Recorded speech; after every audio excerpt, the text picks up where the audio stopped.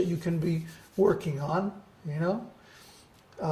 something that you have already learned, or you learned to do it better, Even if you can't make progress in the big things, you can make progress on the small things. And if you do that consistently enough, the big things will take care of themselves. This is what I found. Our intellects and our energy are very limited. We can only really focus on a very small part of a huge field like Krishna consciousness or devotional service. So we can't expect to, have the big realizations on a steady basis. That only happens every few years. So what we can do is that we can take a small area and polish that. And then another one, and then another one, and another one, until finally the whole thing comes clear. Can you give an example of these small things that people can work on? Sanskrit pronunciation, looking up words in the dictionary, analyzing shlokas, memorizing shlokas, chanting your rounds nicely, cooking nicely, doing the music and the songs nicely. All these little things make such a difference in the long run, you would be amazed. And how does one monitor his own progress? What is the metric that they're monitoring? Well, look at things through the eyes of the scripture. How well you're able to do that will tell you how far you're advanced. If you're reading through the scriptures and you go, what? How is this possible? That means you're not looking through the eyes of the scriptures. If you're reading the scriptures and you go, oh yeah, oh yeah, this is right, yeah. You're looking through the eyes of the scriptures. See? So I would say the more things that freak you out about the scriptures, the more things that you need to learn, or the more areas you need to advance in. When you can read through the scriptures and just go, yeah, oh yeah, right, oh cool, then you're making advancement. But the really big realizations happen once every 5 years, 10 years, 30, 40 years. The really, really big ones. And those are the ones that you never forget for the rest of your life. And they're worth waiting for. But if they don't happen, something's wrong. If you go 10 years without a major realization, practicing Krishna consciousness, means something seriously wrong. You're making some offense, or there's some mistake in your procedure or your understanding. So these major realizations, these certain milestones along the path, can you give some examples of what they are like? Brahmeti Paramatmeti Bhagavan Ipti Shabhyate. They're Brahman realization, Paramatma realization, and Bhagavan realization. These are the three major categories.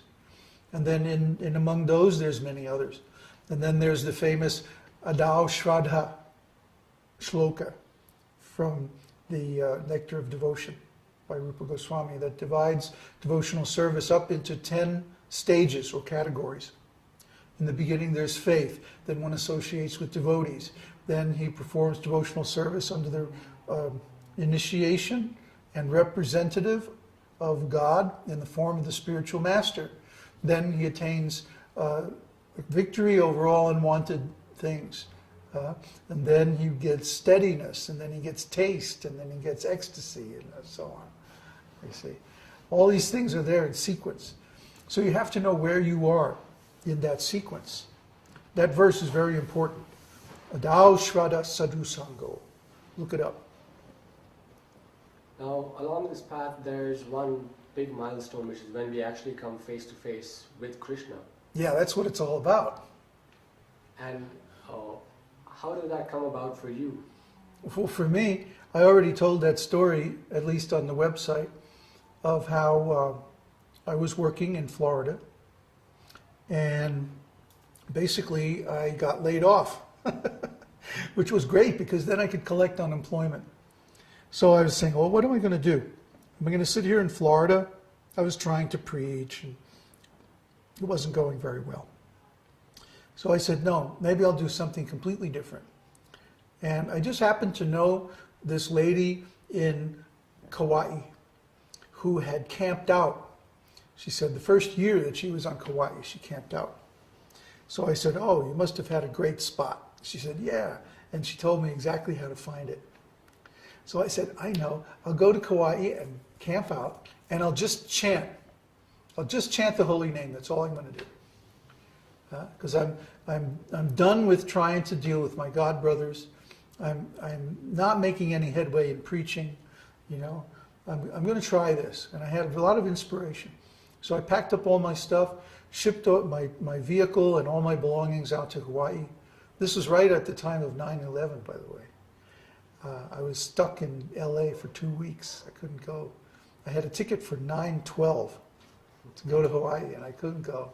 Everything was shut down. So for 2 weeks, I hung out in LA, and then I went out, and I went to this campsite, set up my tent, and I lived there for more than 6 months. And that's all I did was chant. Every time I woke up, I would chant. And I would chant until I got hungry. Then I would eat. Then I would chant some more. And then I'd take a walk, and I would chant on my walk. And maybe I'd take a little swim in the ocean or something like that. But most of the time, I just chanted. And if I woke up in the middle of the night, I would chant. Every time, that was my system. Every time I woke up, I would just chant. And I wound up chanting more than 64 rounds a day for a good long time, months straight. That was very good. That was the best thing I ever did for myself. But I wouldn't recommend that devotees do this until they have a firm grounding in the philosophy. Until they really know the philosophy the way I was talking about, having studied it scrutinizingly and reached all the way to the top to Rasa Tattva. Because as I was chanting, I was meditating on Rasa Tattva. And we read this in the descriptions of the bhajan of all the great devotees, that they isolated themselves in a lonely place, they chanted the holy name, and they meditated on the Rasa Tattva. I was reading Ujjwala Nilamani, which most devotees have never even heard of. It's a very intimate description of pastimes of Krishna and the gopis. Oh, it was just wonderful. Just wonderful. And at the end, Krishna came.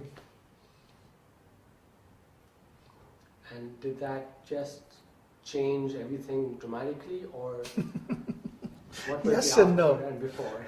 Yes and no. It changed everything dramatically, but it took me a while to realize how it had. It's like, Krishna could come in right now and reveal himself to us and disappear.